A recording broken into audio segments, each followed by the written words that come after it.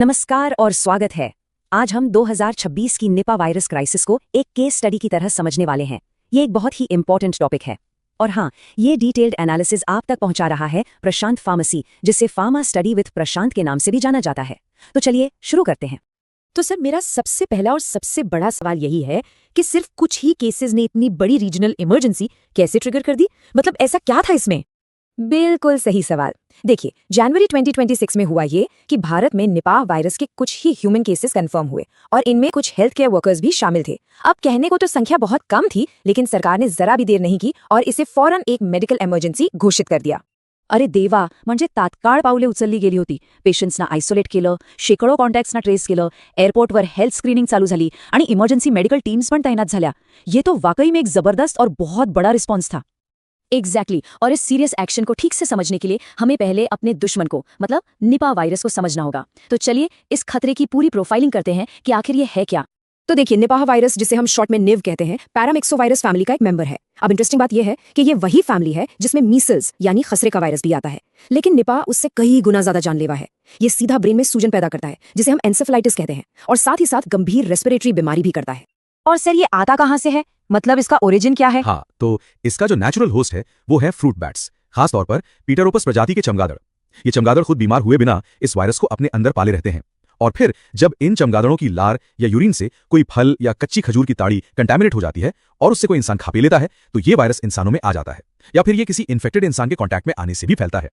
अब हम आते हैं सबसे जरूरी सवाल पर। निपाह को इतना खतरनाक आखिर क्यों माना जाता है? इसके पीछे 4 मेन वजह हैं और यही वजह इसे एक top tier public health threat बनाती हैं। जरा डालिए, ये एक ही इमेज में पूरी कहानी बयां कर देती है। एक तरफ है सीजनल फ्लू या कोविड-19, जिनकी मोर्टेलिटी रेट यानी मृत्यु दर करीब 1% या उससे भी कम है, और दूसरी तरफ देखिए निपाह को, जिसकी मृत्यु दर 75% तक जा सकती है। ये आंकड़ा ही अपने आप में बहुत डरावना है। तो वो 4 सबसे बड़े कारण हैं। पहला, जैसा हमने अभी देखा, इसकी बहुत ही हाई डेथ रेट। दूसरा, ये सीधे हमारे ब्रेन पर अटैक करता है, जिससे एंसेफेलाइटिस होता है। तीसरा, और ये बहुत जरूरी है, कि इसकी कोई भी स्पेसिफिक एंटीवायरल दवा या वैक्सीन आज तक नहीं बनी है। और चौथा, ये इंसानों से इंसानों में डायरेक्ट फैल सकता है। काय सांगता, म्हणजे यावर काही ठराविक औषध किंवा लस नहीं है? ये तो बहुत ही सीरियस प्रॉब्लम है सर। हाँ बिल्कुल, और इसीलिए इसके लक्षणों को, इसके सिम्टम्स को जल्दी पहचानना और भी ज्यादा जरूरी हो जाता है। तो अब हम देखेंगे कि ये वायरस मरीजों में खुद को कैसे दिखाता है।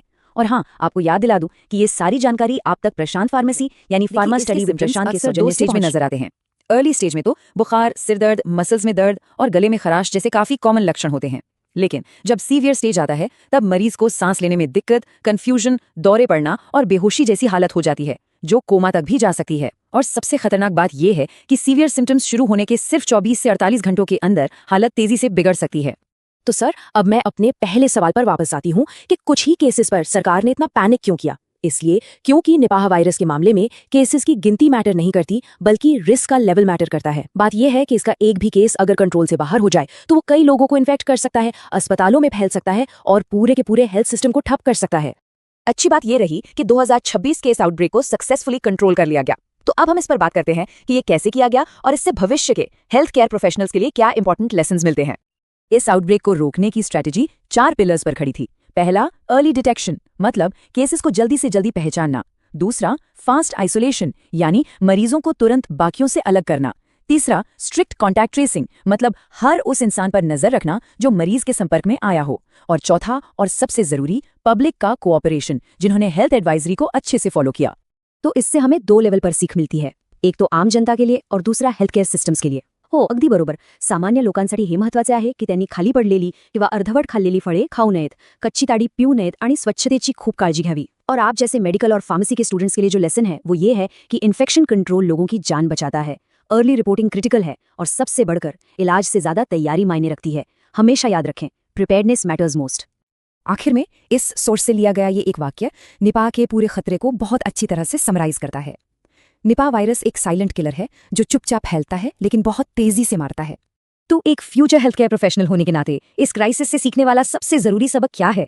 अगर एक लाइन में कहूं तो वो है अलर्टनेस, स्पीड और साइंस। हमें हमेशा ऐसे खतरों के लिए तैयार रहना चाहिए जहां रिस्क बहुत ज्यादा हो, भले ही केसेस कम हो।